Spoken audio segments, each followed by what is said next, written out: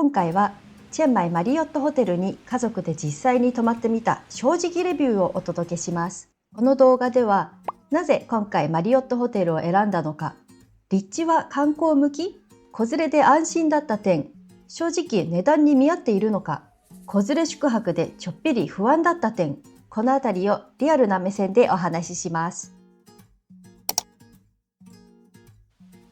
こんにちは。旅行が好きで限られた休みで子連れ旅をしているみずほです。子連れ目線でリアルな旅の話をしています。まず、なぜ今回マリオットに泊まったのかと言いますと、実は今回航空券を1日早く取っていたことが数ヶ月前に発覚しました。事前に別のホテルを予約していたのですが、もう一泊寝る場所が急遽必要になり、クレジットカードのポイントを使って予約したのがマリオットホテルでした。とはいえ、最初からホテルを探していた時にもマリオットは候補に入っていたホテルなんです。理由はクレジットカードのポイントで宿泊できるのはもちろん、行ったことのない場所でも大手系列のマリオットホテルに滞在なら安心というネームバリューと、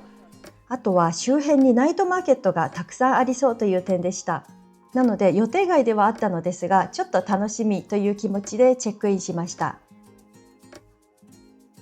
はじめに今回泊まったお部屋の様子を紹介します。今回はポイントを利用して予約したと先ほどお伝えしましたが、夫が半ばやけくそでなんとエグゼクティブスイートのお部屋を予約していました。なので部屋の作りはあまり参考にならないかもしれませんが、アメニティなどは他のお部屋と共通だと思います。还有客厅呢。哇哇，高级嘞！啊，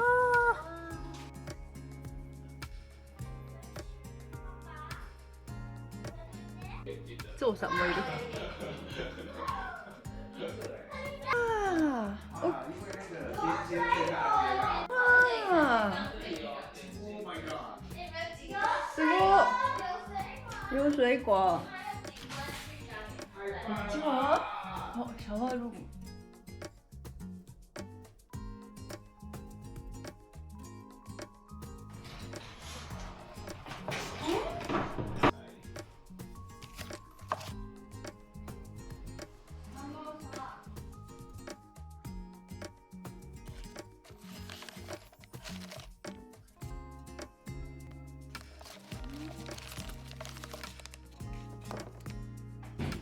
スイートのお部屋でちょっと嬉しかったのは、お手洗いが独立していたところです。海外だと珍しいですよね。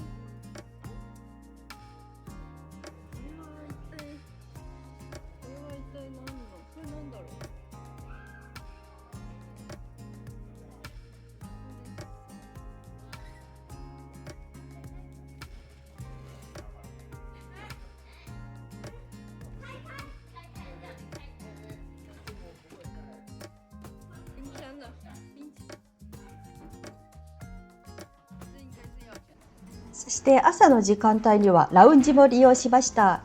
ラウンジは子どもも入室可能です。そんなに広いスペースではないのですが、座席は2フロアに分かれてありました。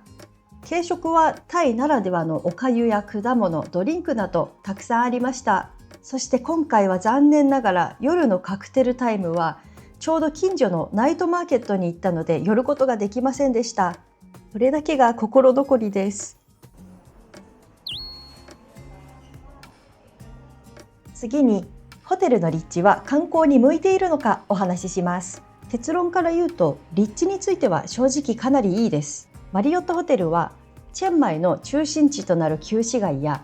今行けてるエリア、2万ヘミンからもちょっと遠い場所に位置していて、チェンマイに行く前はちょっと偏僻な場所にあるのかなと思っていましたが、全然違いました。むしろ観光客にぴったりの立地でした。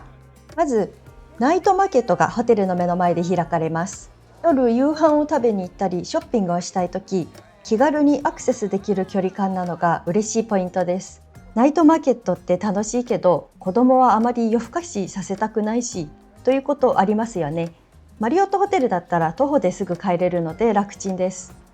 对啦，甜的有辣。どう？熱い？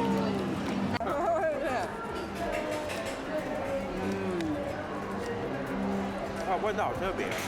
それから徒歩圏内にビッグシーという大きめのスーパーマーケットが入ったショッピングモールがあります。ここで食料品、お土産、日用品が一気に揃うので滞在中はかなり便利だと思います。さらにガイドブックにも載っている有名なワローロット市場までも徒歩10分ほどです。このワローロット市場でもドライフルーツなどのお土産をゲットできます。またこの市場の周辺には門族市場という原住民の小物や衣装が売っているお店もちらほらあって、値段もお手頃で女子には楽しいと思います。また金曜日の午前中はホテルの近くにある駐車場で雲南ムスリム市場も開催されていて、マーケットが好きな人には楽しいエリアです。この雲南ムスリム市場からワローロット市場へ向かう通り沿いにローカルなヌードル屋さんがあり入ってみたのですが、ここで食べたカオソーイがとっても美味しかったです。カオソーイ1杯60バーツでした。量も多すぎず軽くペロッと食べられます。このお店はガイドブックに載っているような有名店とかと違って行列に並ぶ必要もないので、チェンマイ名物のカオソーイを食べたいなという方はぜひ試してみてください。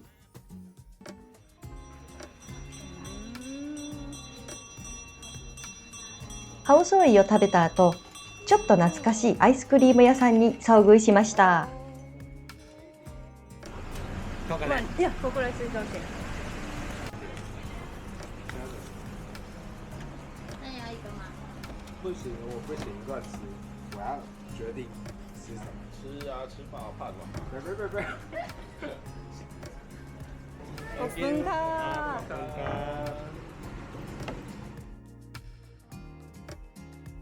そしてスタバやマックなど日本人にも馴染みのあるチェーン店がすぐ近くにあるのも安心材料です。子連れ旅だと今日はもう冒険しないで食べ慣れた味がいいなという日もありますよね。チェンマイの旧市街の中には意外とこういったチェーン店がないんですよね。あとはマッサージ屋さんとか両替屋さんもホテルの近くにあるので、旅行客にはかなり便利なエリアになっています。次にチェンマイマリオットホテルは子連れに向いているかというお話です。結論、かなりキッズウェルカムでした。まず子連れで泊まって一番感じたのは安心感です。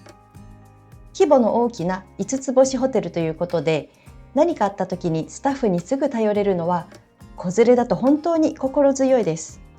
エレベーターはカードキーがないと客室階に行けないセキュリティ付きです。このあたりも安心できるポイントですよね。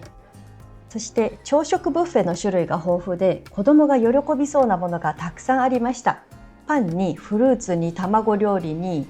洋食もアジア系もあるし、アイスクリームもありました。子供が食べられるものが必ず見つかる印象でした。海外に行くと子供がご飯を食べなくて困るという心配結構あると思います。でもとりあえず朝食ブッフェでたくさん食べてもらったらひとまずは安心できますよね。次に子連れで使えて便利だった施設の紹介です。まずはおなじみのプールです。子供向けのキッズプールがありました。子供は見た瞬間から大興奮でした。数分に1回バケツに水が溜まるとバシャーンと落ちてくるのがあって、それにかなり喜んでいました。ただ水はかなり冷たかったです。そしてこのプールのすぐ横にもプレイルームがあります。そんなに大きな規模ではないのですが、おままごとやブロック、滑り台など基本的なものが揃っていました。子供が夢中になりすぎて出かけられなくなるかもしれないのだけ注意です。ホテルの値段について価格は見合っていたかという感想をお話ししたいと思います。今回私たちはポイント宿泊だったので実際の出費はありませんでした。もし正規料金で泊まるとなると、例えば2026年の1月末だとキングルームが4万円前後、またオフシーズンと言われる5月頃でも2万5千円ぐらいしているので、チェンマイ市内の他のホテルと比べるとやっぱり高いなとは思います。なのでマリオットブランドにこだわらなくて高級感もそこまで求めないという人は、同じエリアでももう少し価格帯の安いホテルも検討してみるのがいいかなと思います。ただ安心や安定が第一だったり、水回りが心配という方はその点ではマリオットは間違いないと思います。最後にここがちょっと子連れには心配だなという懸念点もお伝えしておきます。まずホテルのメインエントランスの道がちょっと危なかったです。どういうことかというと、外から帰ってきてホテルの入り口のドアまで、日本だと車道の横に歩行者用の歩道があるのが普通だと思いますが、ここのマリオットホテルはホテルの敷地に入ってから入り口のドアまで歩道がなかったです。タクシーなどの車がブンブン走る道の脇を歩行者は申し訳なさそうに歩く必要があります。もう一つがそのエントランス横のバローロット市場に向かう道。金曜日の朝には雲南ムスリム市場が開かれる通りなのですが、ここの道が小さくて、そしてまた歩道がなく、バイクや車がブンブン走っていくのがちょっと危なかったです。道の歩きにくさやバイクは正直チェンマイ市内全体的に同じような感じなので、マリオットホテル周辺だけというわけではないのですが、あえてデメリットを挙げるとするとこの点になるのかなと思います。まとめ、正直マリオットホテルじゃなくてもいいというところなのですが、ぶっちゃけるとチェンマイ市内にはもっと安くって可愛くって個性的なホテルがたくさんあります。なのでホテルの雰囲気重視、価格重視の人はマリオットじゃなくても全然いいかなと思います。ただ海外の水回りが不安だとか、キッズスペースが充実したホテルを探している、また子連れなので安全を優先したいという人にはチェンマイマリオットホテルはかなり安心できるホテルです。グラブなどのドライバーさんもみんな知っているところなので、他のエリアとの移動も問題ありません。そして立地が本当にいいので、泊まる価値は十分あると感じました。マリオットホテルいかがでしたでしょうか？この動画がチェンマイのホテル探しをしている方への参考になれば嬉しいです。次回はチェンマイで滞在したもう一つのホテルの紹介をしたいと思います。こちらはマリオットホテルとは違った趣の可愛いブティックホテルで、雰囲気がかなり良かったです。よろしければチャンネル登録をしてお待ちください。今日もご視聴ありがとうございました。まったねー。